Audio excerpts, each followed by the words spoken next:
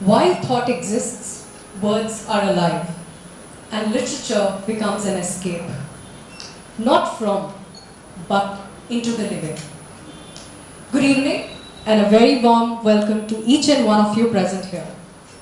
Today, we gather to celebrate the beauty and power of literature, an art form that has the incredible ability to transport us to different worlds, expanding our horizons and igniting our imagination. I, Priyanshi Patel, SAS Woman of Ahmedabad, welcome you to the Right Circle, a cross-country forum for wordsmiths in the English literature. The Right Circle strives to bring together authors and passionate readers to form a community of its own.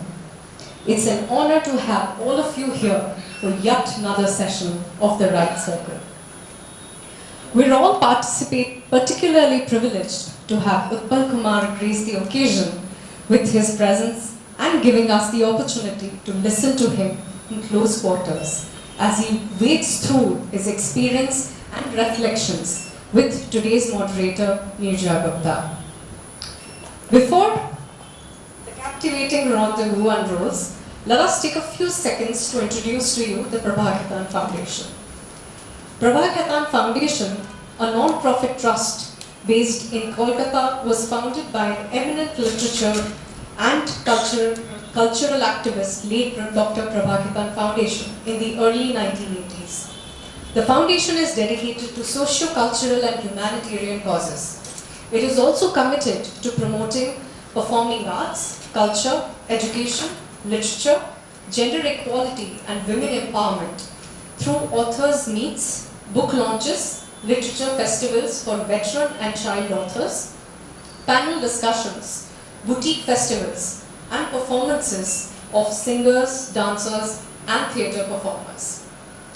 Authors and artists with their niche audience through events under the auspices of its various initiatives.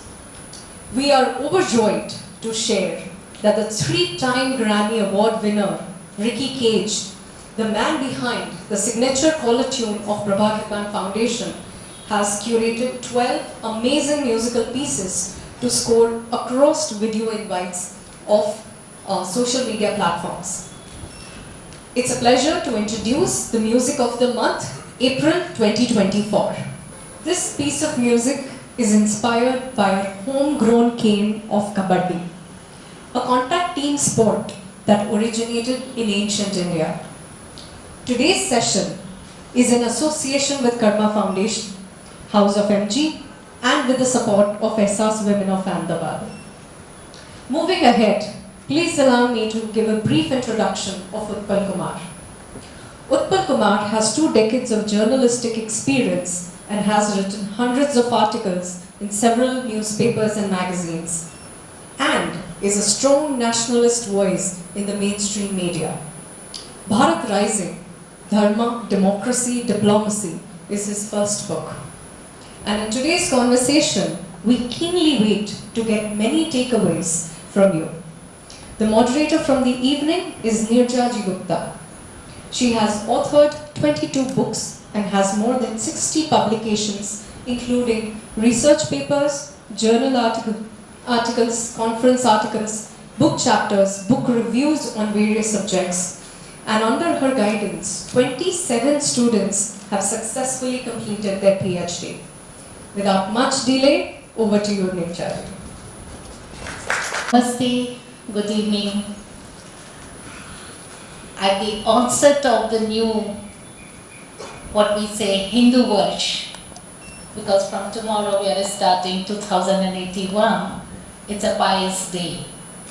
Because, as you said, rising, the rise is not always in the form of sun or day. It's actually emotional, psychological, political, connotational, so many things. The life has a beginning, a middle, and an end. So does the book. But this is not the order always. So if I start with the middle, the moment I picked up the book, and to be honest, I picked up the book because I was asked to play this role, So I picked it up because it's my duty, my dharma, to go through the book first and then sit here. So the very first thing which caught me was the word democracy, but I'm not going to start with that. Utpalji, you have been into media, into active media. We have seen, we have been watching actually at many places. Tell me honestly, what did you feel when you picked up the word Bharat? Thank you, ma'am. First of all, I should thank you for taking out the time. Yeah, I should also thank Prabha Khaitan Foundation and especially SAS Group for being such a generous, wonderful host. Thank you very much. About Bharat Rising, I was just wondering, while I was coming in the morning flight, I thought, there can't be a better place than, Ahmedabad to talk about Bharat Rising. Because this Bharat Rising, this current set of Bharat Rising actually started from this place, Gujarat. In the past, we have seen Bengal get the role in 18th, 19th century where the Renaissance happened. But this one, I think Gujaratis can take pride and say that this storm, this beautiful storm started from this land, this beautiful land. So I'm glad to be here. About Bharat, ma'am, Bharat is something very close to my heart. Because, and despite the fact I'll categorically say that I'm nothing against from India. And we in last 7 years made a capital out of making India term, and that's the global kind of term. So I have nothing against that.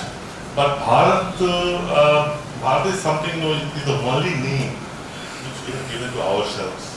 So we should be proud. All other names are given by others. So I'm sure, like your name that your mama or your father gave is very important to you. So that's why it's important to me. But more importantly, Bharat is a very term of Bharat. Bharat comes from two words, Sanskrit word, Ha and Rat. That means beholder of light and wisdom. Today when we talk about, Bharat being the Vishwa Guru, and it has always been so. Just remove the 250 to 300 years after the British came. Although there were troubles for the last 1,000 years, India has always played the role of Vishwa Guru. So that part, if you go from the philological point of view, that explains the very rationale why Bharat exists in this universe, on this planet. It is here for wisdom, providing wisdom to the world. But more importantly, ma'am, I deliberately chose Bharat because I have been growing up in English media for the last about 2 decades, and I often hear the term, the idea of India, and many writers have written books, led by Sulim Khilrani. It's a beautiful book. I love the book, though I don't agree with what he wrote. The idea of India that made us believe that this country is actually the product of constitution. It is product of Mahatma Gandhi, product of Nehruism, or maybe product of freedom struggle, which is not the case. Had it just been the product of constitutionalism, then we don't get the answer why what happened, what is happening in Pakistan and all this, why that country went in that completely chaotic dark place. And the answer is India is what it is today. Democratic, secular, liberal, pluralistic society because it is precisely and categorically Bharat at its core. And that's why I use the term Bharat, because the moment you use the idea of Bharat, you are instantly connected with your civilizational cultural roots. The roots which tells us that this country is today democratic, not because we have a constitution. Yes, of course constitution played its part. But there are many places we saw the constitution can be overthrown, can be thrown into dustbin. And this country, despite having so much of poverty and despite so much of illiteracy, constitution thrived, constitutionalism thrived, because inherently this country was liberal, democratic, pluralistic. And historically we have seen that. So that was my idea that I kept. So as I promised, I'll not start from the beginning. Now let me come to the beginning. We are here for the book called Bharat Rising, and it has a subtitle, which says Dharma, Democracy and Diplomacy. The book has about 220 pages, 28 pages to be precise. It is divided into two parts. The first part has 6 chapters and the other second part has 6 chapters, so total 12 chapters. The common between the two sections is the word democracy. Like the first goes with dharma and democracy, and the second goes with democracy and diplomacy. You will face some questions, but then let me jump to 3 names. And why it is important? Because I think we were living in some apologetic age where anything connected with us needed proofs about the glory, about the wisdom, about the knowledge, about the systems, about the organizations. And surprisingly, what Utpal has done in this book is actually concentrating, I think, everything. So to start with, why Ayodhya and Kashi are important to you? That is the first chapter. Yeah. Accidentally, the book was launched on 20th of January, just a day before Ram Mandir Pran Pratishthan. So I think something at this time, something was written. So, and the first chapter I also one can say that. Just I think Ma Saraswati made me write that way, and just happened. It was supposed to happen. But I believe that Ayodhya or Kashi or Mathura or Somnath, these places we sometimes tend to just confine it to just being just a religious place. Like we often make the mistake of thinking Dharma as being religion. Dharma is not religion, absolutely not religion. And same with that, like Ayodhya movement is much more than just Ram Lalla finding a refuge in a temple. It is more of a civilizational re-awakening of this country. Finally, after 500 years, the person, the whom we call God, has found a place of which is where he was. We believe he was born. But what has happened? You see, there were a lot of churn in last 500 years, but more so in last 70 years. The way we have been apologetic about it. In fact, I remember when the book was launched, one of those former ambassador, Rajiv Dograji, he was very surprised, happily surprised. He said, "Utpal, I wouldn't have expected a book on which had this." Which is a title where Dharma and diplomacy can come together 20 years ago. Today's happening is a very good sign, because we have been so apologetic about anything about ourselves, including our history. Our history today also, unfortunately, that part we have not done. That honestly I will written in the book also, that 10 years in 10 years, the government has done an amazingly good job in fighting and eradicating physical sense of coloniality. Mental sense still remains. And mental sense, the problem is history for us. Our history today again continues to remain the history of invaders. You take out an NCRT book that jumps from one ruler to another, and most of the Delhi Sultan, it's a Delhi centric history, and most of the Delhi Sultan rulers, with my friend Sandeep Balakrishnan writes in the latest book, were so insignificant. That the moment one sultanate ruler would die, the entire kingdom would shrink to Delhi. And again, like Muhammad, like Iltutmish dies, suddenly his kingdom will shrink to Delhi. Again, the new one will have to go and fight. So that was the resistance from the Hindus, which we are not told. If you read history book, we were told as if they came, they saw, they conquered. That's it. We had nothing to show off. In fact, our history starts with Aryan invasion / migration theory, which is a myth. Absolutely, there is no proof. There is no literary proof. All our literary texts from Vedas onwards talk about outward migration, not inward. But just because our colonial masters, they couldn't have accepted the fact that that here our slaves had a better history than the masters. So they changed it, and unfortunately our post-independence rulers, they continue to follow the same history, same policy. So that history still remains. Ayodhya in that way is significant because it changes your outlook about your past. For the first time I saw, like I've been to Ayodhya and I met a family from Tamil Nadu. It's a very eye-opening for me. That's how I also know, most of us know. And the family had come from, the entire family from Tamil Nadu. And we thought that Tamil Nadu, Dravidian, Ram, that's how we assume. But I was told that most of the initial pilgrims were from Tamil Nadu. This is what, this Dravidian fallacy is so overhyped and so wrong. And I was talking to that gentleman and his mother was there. The mother was almost crying and saying that I can't believe that I couldn't have thought in over my life that I would see this day, that this will happen. And I believe today that right now we are living in a era, which is, we don't realize it, but this is historic phase. Absolutely historic phase, maybe 30 years, 40 down the line when our kids will be there, our grandkids will be there. And they will say, oh wow, in 2022 this happened, Ram Mandir happened, 2019, 370 got abrogated. So these are revolutionary, these are historical, these are things which I also had. As journalists, you asked me in 2017, will Article 370 go away? I said, no way. This country will burn. That was the India being created. Look, today, Kashmir has never seen more tourists and tourism than ever in the past.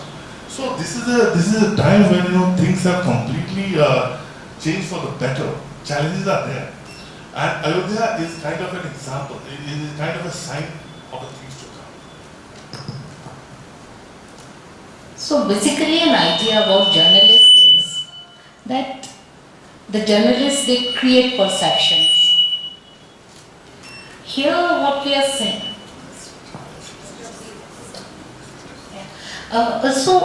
Here what we are saying, a journalist is actually creating the perception, which is the breaking of the previous perception and then coming to the creation of the new perception. In this journey of the book, we have come to a particular point that when you are moving ahead, I'm amazed how many critics have actually sent it here. It's something like creating a perception. And I'm really surprised, or rather I was taken suddenly I didn't read about your book before I read the actual book. And when I reached to chapter 6, those 3 names, and I'm really surprised how you chose, how you're presenting, breaking the past perceptions, and they are the least talked about, they are the most misunderstood, and they are the least celebrated names, or rather if they are celebrated, they are cornered, they are stamped, they are already branded, and those 3 names are Subhash Chandra Bose, Veer Savarkar and Ambedkar. How these 3 create you into the sink of dharma and democracy?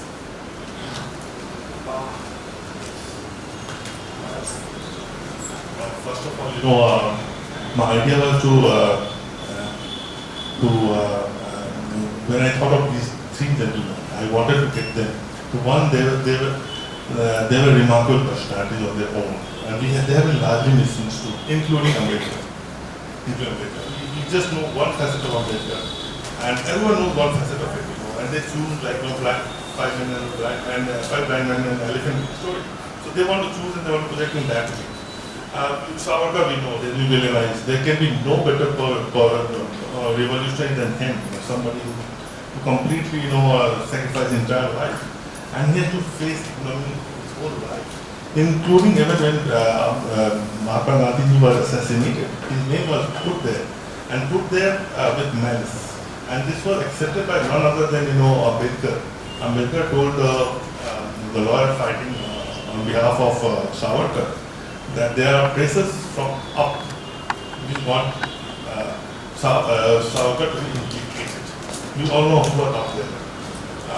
Thankfully he was released, but then somehow his He became prisoner to that remains. Still, being judged. And frankly speaking, no one has suffered that much. I mean, I have nothing against, any particular family or any other person. You're talking about boss. No, I'm not Savarkar. I'm not talking Savarkar. The way he suffered, for whole his life, he suffered. And his Andaman trial was just one part of it. Even when he came out of it, he was not given a kind of freedom which other people were given. In fact, British kept on looking at him with closed eyes. When like 13 years after he was released from jail. And yet, today's historian and today's, politician and political masters, they continue to charge him of, selling the country and all these dumb things. So I chose him. See, Dharma, so I chose these people because they deserve to be told one. And there's nothing to Dharma. But, I believe Dharma has been very core to our existence throughout. Indian society, for instance, Nijaman, is a very unique one, historically I'm saying. Everywhere you see there is a strong state, then the society is weak. There can't be a strong society and strong state. India is the only example where there was a strong state as well as strong society. And this was precisely because there was something called dharma. The king was expected to operate under the realm of dharma. And in Mahabharata, there is a line which says that a king who does not follow dharma is a mad dog and he should be kicked out. It's as simple as that. So in the dharmic, in the Sanatani framework, a strong king does not necessarily mean a tyrannical king, which was the case in other countries. So that's why sometimes it's misunderstood. But at the same time, our society was very strong. And why it was strong? Because our society was not dependent on the state for daily existence. And why was that? Because there was something called temple structure. That's why I always believe that temples are very important. And in one of the chapters in my book, I have mentioned that Hindus can stop fighting for UCC. Many people didn't like me for that comment. They can right now stop fighting because you already don't go for UCC. Instead, channelize your energy to get your temples liberated. There are more than 1 lakh temples being controlled by state. The state has no business, especially when state calls it a secular state, to control Hindu temples. Because Hindu temples historically, what they used to do? We think the temples in today's famous people in ancient times in our traditional way of life, they used to patronize, they were the patrons of education. Schools, they used to run schools. They used to run, they used to promote literature. Some of the dancers which survived today, precisely because temple was there. And foreign trade. In ancient times, foreign trade was the most dangerous one. In say you go and some storm comes and no one comes back. So entire investment goes for a toss. So only temples were capable to provide that money. So that's why in ancient times, at the time we witnessed the invasion, Muslim invasion, and then the European one. Our local governance was very strong on its own. They didn't need, things can change, but it won't matter much on the ground. So it was very strong because it was governed by dharma. So dharma was that concept, and today, thankfully, that the idea of dharma has started seeping in again. We are not apologetic. I remember I was a child, and I was young, in late 80s. And RSS was, I was talking Bihar, I was in Bihar for a while, then I went to Nagaland. And RSS was very active at that time. And one of the famous slogans I took here in my childhood was that, "Gar se gaon hum Hindu hai." For me, that was also a sign of nervousness. That was also a sign of things that you are not sure about, that gar to hona hi chahiye. Today we don't say that. Today's young generation is extremely concerned about the present, about the past, and about the future. Today's generation, like I went to, for the same book launch, event, I went to Banaras. And I was just going around the ghats of Banaras. And then I saw something very distinct. I saw most of the people on the ghat, Banaras ghat, very young generation like me, 30, 40, 45. they have also brought in their kids. 2 साल 4 साल के बच्चे साथ में हैं. So it was in a way, great. I was doing the sense that in young India, in the oldest town in the world, Banaras is the oldest city in the world. Mark Twain said that. So it's like the young and the old living together and finding each other. This is what happening today. So I believe that's where the dharma comes into that. Dharma is again that law. This portion is really very, very appreciable. The way you have coined the role of temple, the way the temples were the part of insurances to the losses during the, far into the seas when something happens, then there are at the back, the temples are there to look after as the insurance bodies. Not only that, because temple is the seat of belief and trust and faith, so no one can disbelieve their roles.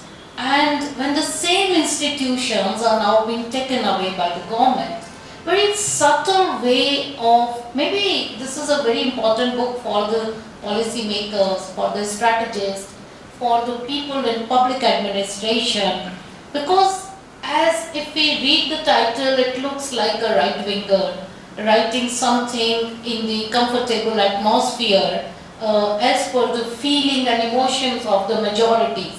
But when you actually travel into the text of the book, very slowly it comes on to you that we were this. We are not introducing something which is new. We are not talking something as a new system or as a new imported, vyavastha. It is not like that. Rather, it's a self-introduction. It's something going back, and as you said कि भारत तो हमने दिया है, हमारा नाम है. Similarly, ये व्यवस्थाएं तो हमारी हैं, ये हम ही हैं, तो फिर हम कहाँ खो गए? And I really like the way you have treated the first 6 chapters in a very subtle manner.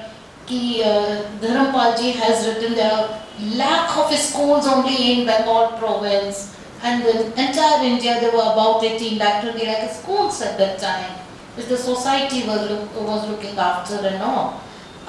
Coming now to because it's a very small session and we need to cover the conversation on both the sections. Coming to your second section. Normally diplomacy is diplomacy. It is said everything is fair and love and war. So you don't have anything called dharma. And along with Sahaj-niti and Raj-niti, Kut-niti is the highest thing with which we perform in the practice of the nations. When you connect it with democracy, which democracy you are talking about?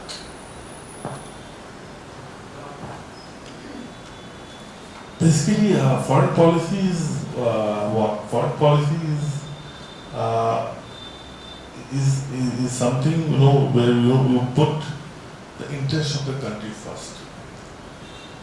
Unfortunately, last till 1991, to be precise, we followed the foreign policy which was ideology first, where ideology mattered, not the nation. So that means that really if you are left-leaning, then you usually go closer to a country which is left-leaning or communist. So that's why we chose something like USSR. I have nothing against USSR. Soviet Russians are one of the best friends we had. But I still believe that we chose wrong friend in 50s. Rationally, you see, our well-being always rests with Western order right now. So here, dharma. When I bring in dharma means the duty. I largely in that context, or doing things in the right way, right thing in the right way. So what was the dharma of a diplomat or the ruler, which started from started from Nehru? So they didn't follow their dharma. The dharma would have been to put India first. What Modi ji talks about right now, first. He never put India first. In fact, you see, I went to examples also, and I've quoted it. I've never said it myself, because people will say that that I'm inventing or WhatsApp University. People are very easy to read. So I've quoted mostly from people who are central or even to their side of this thing. And there are incidents, like one incident I was very appalled. that John F. Kennedy offered India uh, the right to conduct nuclear tests in the early 1960s. And Kennedy was an idealist. He wanted a democracy to do that in Asia, not a communist nation like China. What does Nehru do? Nehru said, no, we won't do that. It's against my ideology. Again, ideology first. Same thing happened with, when we were offered a UNSA seat. That seat is for this country. It's not for some family members to sit. And the gentleman just comes up, no, first give it to my elder brother China and then I'll give. Today look what is happening. The elder brother is doing day in and day out. All the resolution in USSC, anti-India resolution passed by China today, but that is there. So that foreign policy never run and should never be done with ideology in mind. It should be nation first, it should be pragmatic. It doesn't matter. And an example I'll give you with Ukraine war. It's an excellent example how to run the diplomacy. When this Ukraine war started, India's position was most precarious, absolutely most precarious, because China is our neighbor, and you know what China is all about. Russia is our friend. What these Americans didn't realize, but by putting pressure on Putin, they forced Russia to sit on the lap of Xi Jinping. And Putin is on record saying in early 2000s, and not Putin, I'm sorry, Bill Clinton. Bill Clinton, in one of the interviews, has publicly said that Putin was more than willing to be part of the Western order. Yes, he wanted to. He saw yourself in the West and not with this. What this American deep state, American intelligence, American journalists, what they did, they pushed Putin like a pariah on the lap of Xi Jinping. And that's why you see that when the Berlin Wall fell, it was promised to Russia that not 1 inch NATO will move from their border. And today it is fighting war in Ukraine. So that's why I thought Ukraine was absolutely one of the biggest blunders committed by the American administration. They never realized.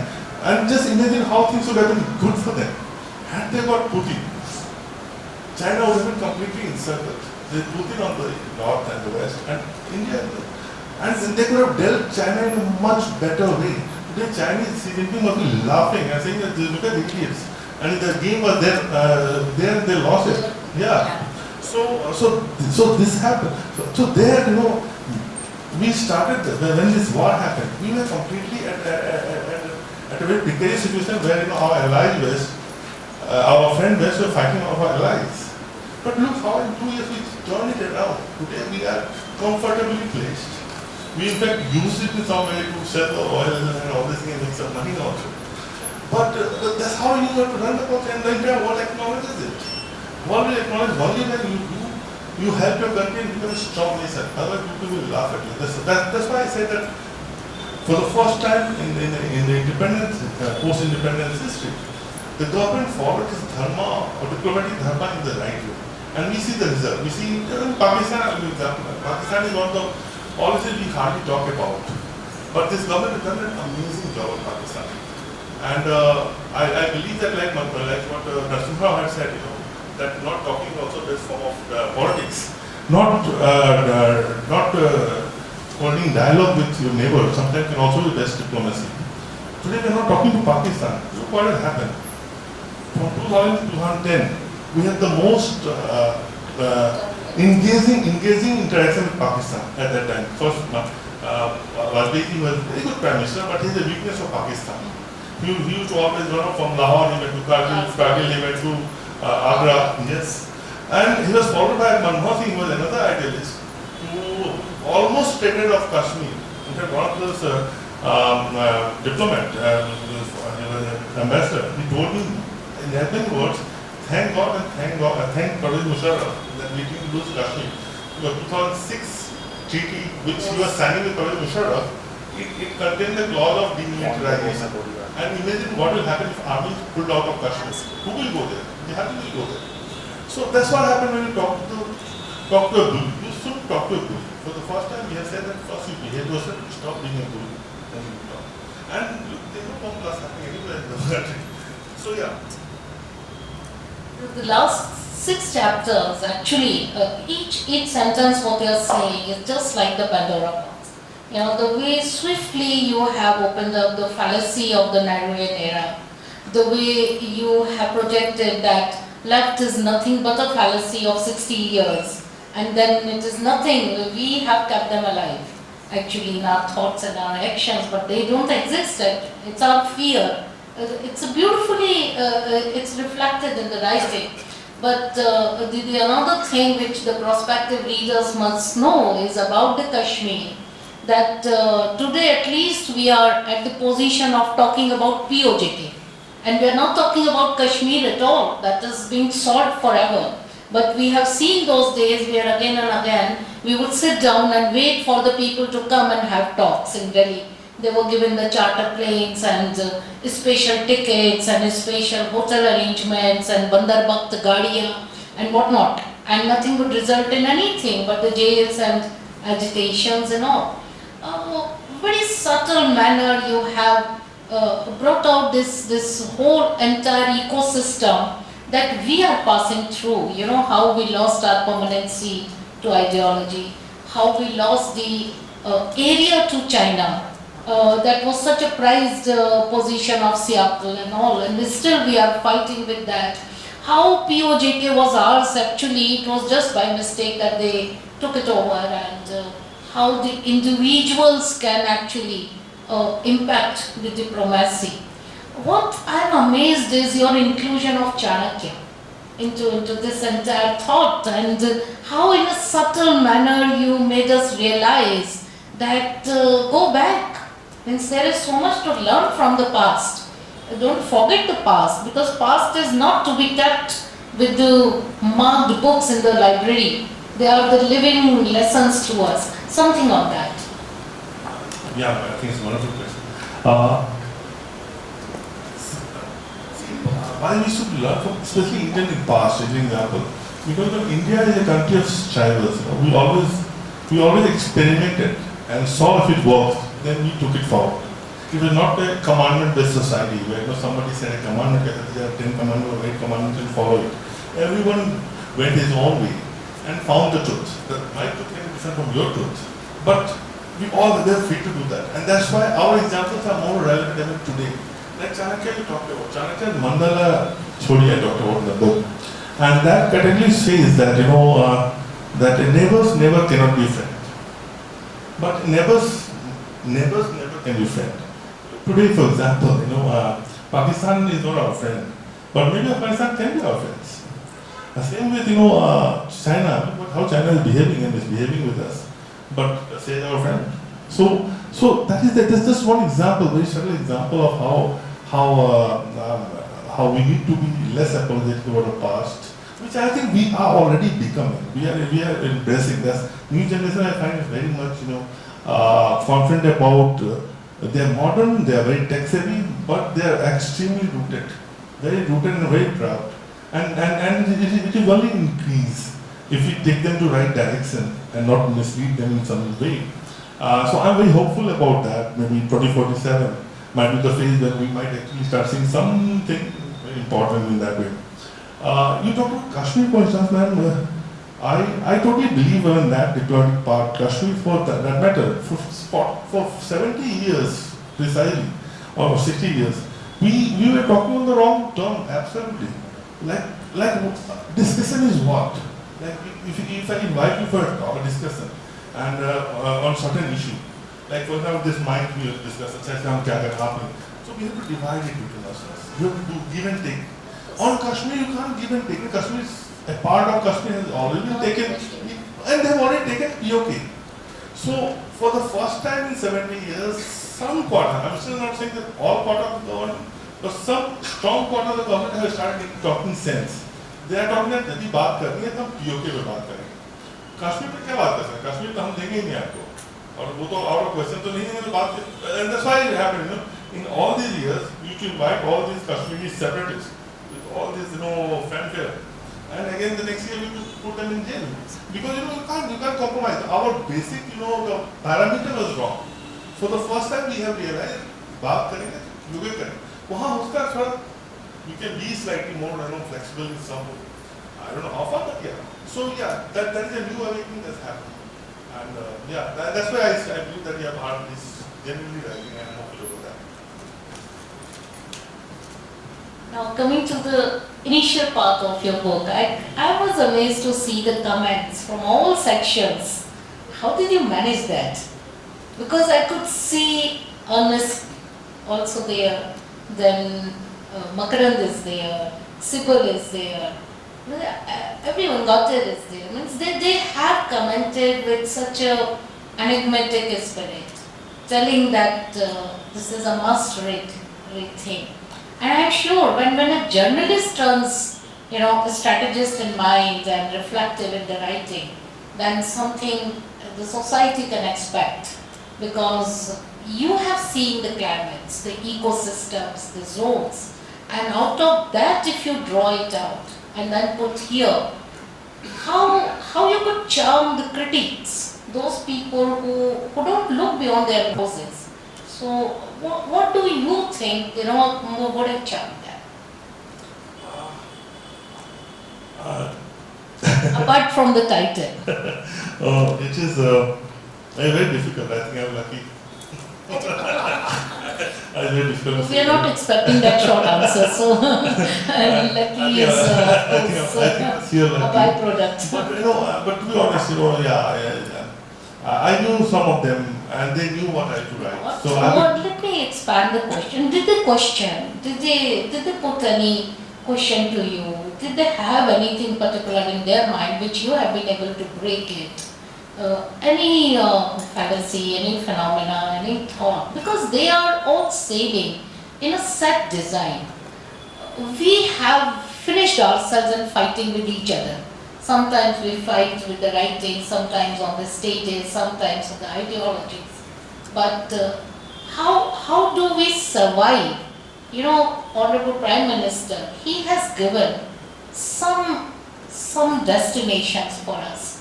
2004-7 is one, Panchpran is one.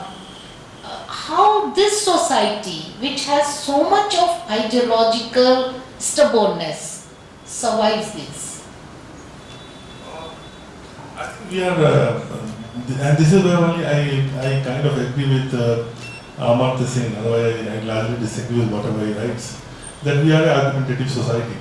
So we argue, we love arguing, but we know that the argument is for argument. We don't take it, we don't prefer taking sword and cut somebody's head for that. So I think it's largely our nature where we accept. But there are. See, I didn't find the problem with these 12 people who read the book, who kind enough to read the book. Some of them, like Salvatore, came out and said, this also happened. But I can expect that he's an outsider, so he doesn't know that deep about in history, some parts of it. But others were quite well in their own field. They were. But I found quite a bit of rejection from the what we call routine theory. They still exist. They still exist, and they exist quite powerfully.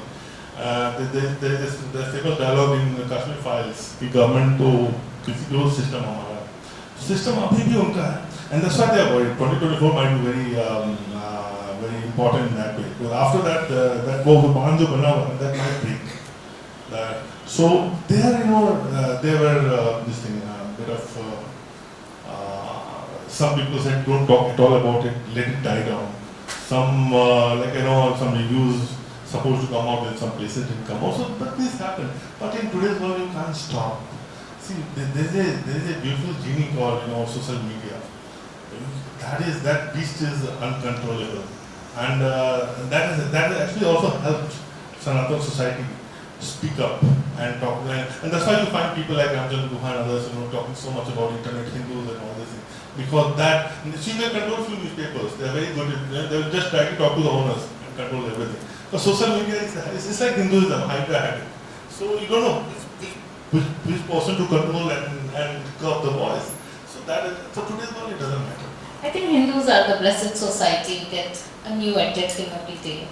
So anyway, I think this would be my last comment to this session, and then we can open the session to the audience. The thing is that I think personally, you have started a new genre, in the sense that you are not only commenting, you are not only giving your heart, you are citing. You are so many references which authenticate the writing. And most of the references I found are from the sources which no one can deny. You know, the other side, it's like throwing up the ball to them and say, see, I was saying now I would beat this. So you have shown the weight to them only. So how did this occur? Because normally in these sort of writings where you have a political commentary, or I would term it as a socio-political genre basically. How this occurred to you? Because I think the new writers will follow this. No, I think they should follow, especially they want to challenge the system. Because fortunately I've been a book editor for the last 15 years, 40-50 years. So I know how to discredit books. There is an art of discrediting books. It's very beautiful art. But there is no citation. There is no notes. It's a WhatsApp university. So it takes a bit of effort. But it's a beautiful, जो कहता है अच्छी मेहनत है, वो मेहनत करनी चाहिए, notes बनाइए. And that's why I believe that I'm very happy with the notes of the book. There are some beautiful anecdotes out there also in the notes, which some of our readers actually called me and said, I like the notes part more than the book. I don't know how to take that, but then I was happy about this. So because when you're fighting a strong adversary who actually sets the narrative, and still setting the narrative. I'm very honest, I'm sitting in Gujarat and I say that the strong Modi government is still largely reactive rather than proactive in setting the narrative. Still, 10 years down the line, look how powerful the adversary is. But things will change. They're learning things very fast. Maybe 5 years down the line, but still I'm saying they're largely reactive rather than proactive. So when you're facing that kind of adversity, you have to put that. So my question, anyway, it's a good thing, I'm sure had I not put the notes, you would have come here and cheered and said, this is welcome. This become a quotable book, and as we say, this fight between Purv Mimamsa and Uttar Mimamsa, like we are still debating, should we initiate or should we wait for someone to initiate, and then we are ready with all our Astra Shastra. And incidentally in English, whether you call it Shastra or Shastra, the spelling is same. So we don't know which one to use and what. The last thing I would say that there are 3 categories of literature. One, what we say tatkalik, that's an immediate reaction. Another is samayik, contemporary, it goes for the periodic reading and all. But the third one is called kaljayi, the universal. And we wish this book to be kaljayi because this has a wonderful rise, and instead of saying Bharat rise, it is actually rising with us, with our emotions, and it lingers, it stays with us. So congratulations, Pradeep. I think this comment. Thank you, Prabha Khitan Foundation, for giving me also this opportunity. Let us open the floor for the audience.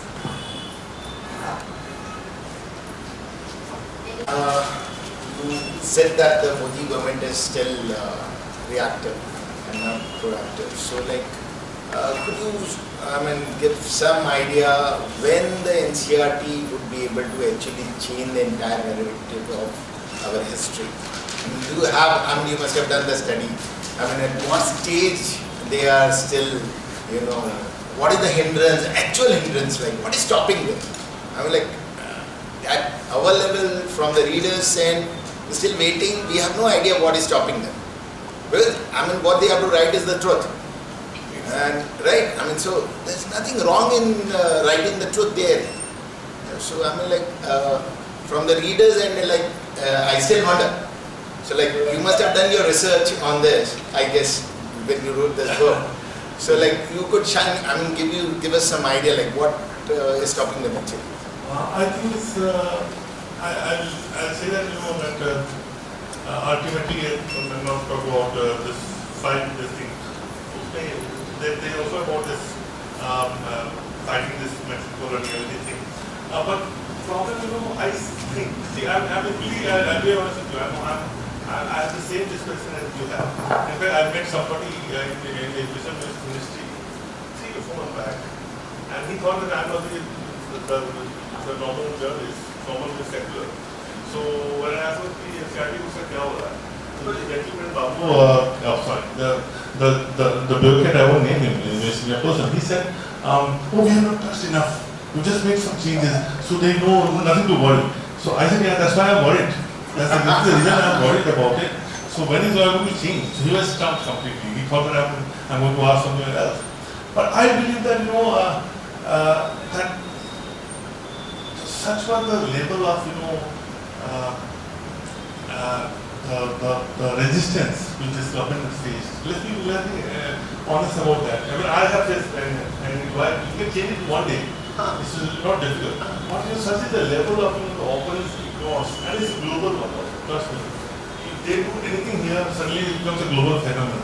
Anything and everything. NYT will write a comment on that. Why we bother? That's a good question. One can ask, क्या आपको पता है? हम change कर लेंगे. But maybe this government does not open all the fronts at the same time. They already have enough fronts, and also I think it's preparing the society. Society also needs to be prepared. I believe that part of the problem also lies with us. So society, have we ever, as a society, asked for temple liberation? Very important issue. I believe that that's a problem with society. Politicians will do, the moment they will realize that people want this, a vote nahi milenge, they will do that across the line. That's the thing. We have also not really come out of that. Maybe it's a primer for the people. We are slowly making the government and the power that we are making us more ready for that change. And also there have to be fronts. They're absolutely wonderful. You see, every day कभी किसान आंदोलन शुरू हो जाता है, nothing to do with किसान, कभी कुछ हो जाता है, कभी खालिस्तानी शुरू होते हैं. There are a lot of, and trust me, and there I've written the book also. India is right now, actually, despite such a brilliant diplomacy, India is largely alone in the world. West is with India, but West is not our ally. Not even our friend. अब देखिए अभी USA ने क्या किया? They will not. They also don't want. They want to be there to fight China, but they don't want India to be rising. They are not They want to control us. Yeah. So there are too many things happening at the same time. Also, lastly, it's easy to change the physical colonial we fight. So he can make the temple corridors. He can get the Ramamat. That's very easy. Mental coloniality is very hard. I think that's very slow and slow churn happens. So this will happen maybe 5 more or 10 years down the line. And I'm very hopeful about that. But I was wondering because I have, I see the children, the next generation children need to be told the truth as early as possible because the present revolution that is going on, if it has to continue. So may I just butt in here? So I'm an educator from the last 20 years and been with CBSE schools for the last 15 years and the board as well. So the new NEP which is there, it has initiated this change. It took us a long time to change the word revolt of 1857 to the first fight of independence. That has been done. And all the things in the history book have been changed accordingly. That has happened already. Now we are revamping the textbooks. So class 1 and class 6 is going to be implemented this year. So it is, as very rightly said, I would like to the comment here. resistance is not. I think we should prevent the internal talkings and we can just address the here. But just one small comment. Don't think nothing is happening. Yeah. Society is doing wonderful job. In last 2 years, since we have started celebrating Azadi Ka Amrit Mahotsav, 83 places have changed their names. If you see, they have gone back to history, they found out this was not the true thing, this is the true thing, and the name is changed. This is how the histories are written. Also, I'll add to that, when I was born, I was a student, sorry. So I hardly find anybody talking about, the Aryan invasion migration theory. They used to believe that that was a fact. Today when I meet young students, most of them, they talk about Saraswati University and they have a problem. They might still not be knowing it completely. But, so there is development. See, but you see, largely, I believe it's largely initiative from the society. I think maybe after once society is ready, things will also come from the top. So actually I had a question for you. That is about your opinion about Subhash Chandra Bose's contribution to the freedom movement. That more or less he was exiled and had to leave mainly because of the Congress. So was he a worthy contributor in any way? Absolutely. Absolutely.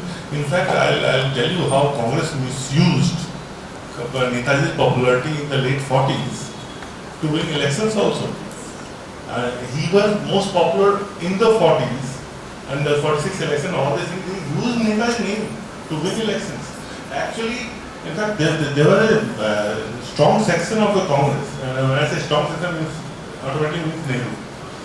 Strong section of Congress was against fighting the INA trial in Red Fort.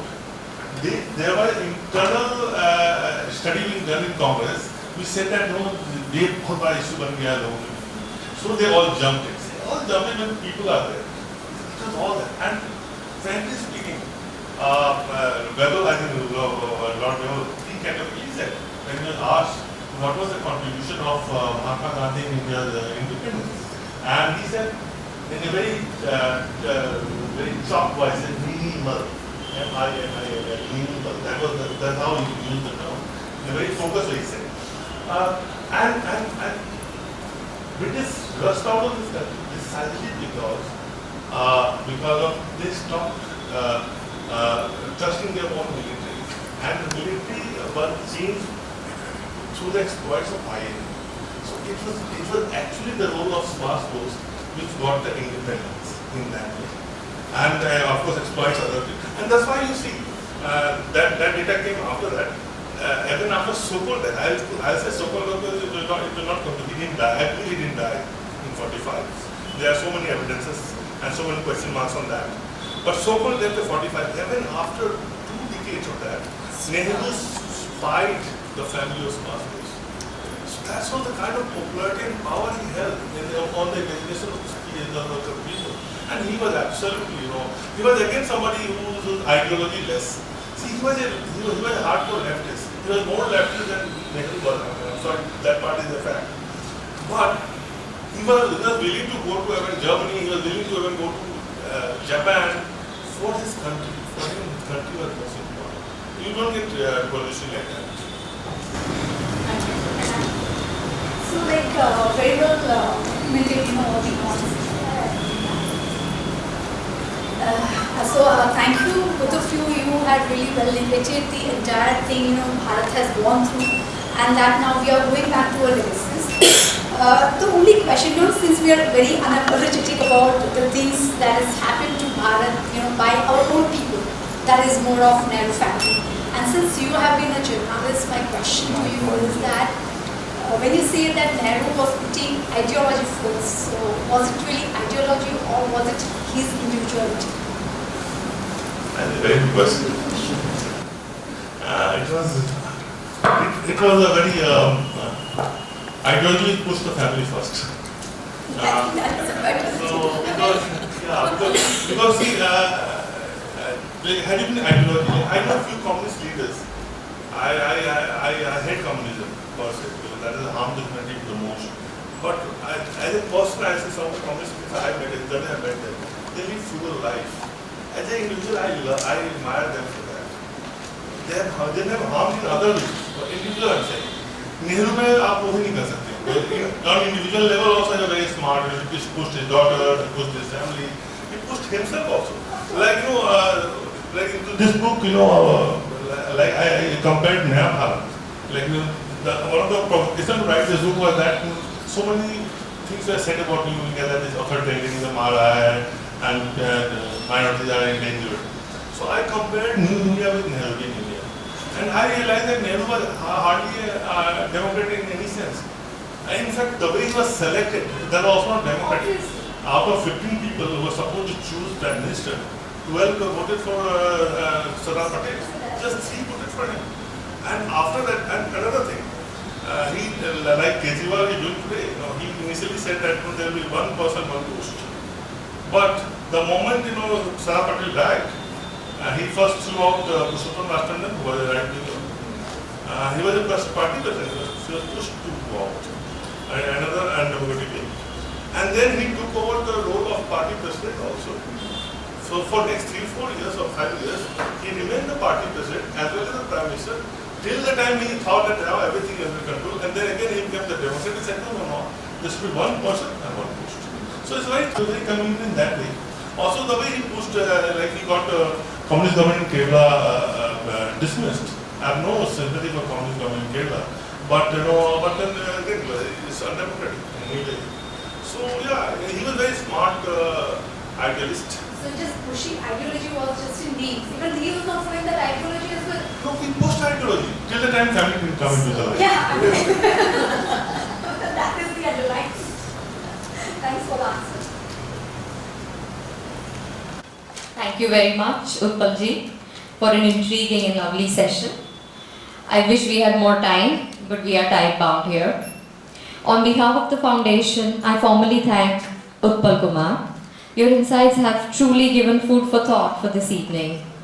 I would also like to thank Neerjaji Gupta for beautifully guiding this conversation with a very relevant set of questions. Today's event is in collaboration with Karma Foundation and House of MG. Thank you for giving us this beautiful space and for their impeccable hospitality. A big gratitude to our patron Shree Cement Limited and Ehsas Women Ahmedabad for their support. Prabha Khaitan Foundation promotes cross-cultural understanding and appreciation. The mosaic of cultures forms a backbone of our nation, contributing to its vibrancy and richness. This is to support their ongoing efforts to foster unity and appreciation of heritage across India's diverse states. Keeping this in mind, we are pleased to present the author with one such giveaway of Jaipur puppets. Making Jaipur puppets is an age-old craft. Artisans make the gorgeous and colorful puppets or putli with wood called kat. That's the name Katputli. The workmanship of the doll makers of the Jaipur puppets is one of the finest art forms of India. These puppets echo Rajasthan's heritage of folk culture, and they are art lovers' delight as fascinating collectibles. I would like to call upon Vikas Bandi ji to felicitate Utpal Kumar with a Katputli.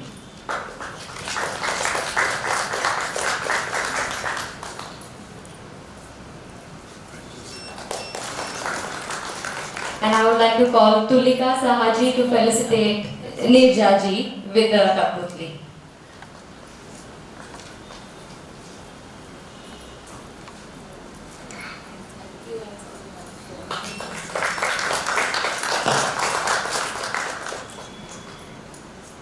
And good night everyone. Hope to see you all again in our forthcoming events.